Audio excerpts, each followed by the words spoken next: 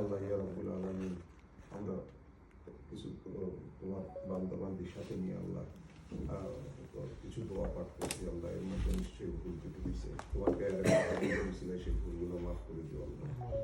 এর যা স্বভাব তা লক্ষ কোটি গুণ বৃদ্ধি করে তোমার প্যারে হাবিবের রওজা করে পৌঁছাও আল্লাহ। উনার উসিলে হযরত আদম আলাইহিস সালামের কাছ পর্যন্ত যত মুমিন মুসলমান মারা গেছে আল্লাহ, খাস করে আমরা যারা হাত উঠাইছি আমাদের আত্মীয় স্বজন, বাবা মা, দাদা দাদি, নানা নানি, ভাই বোন, সবার রূপে পৌঁছাও আল্লাহ।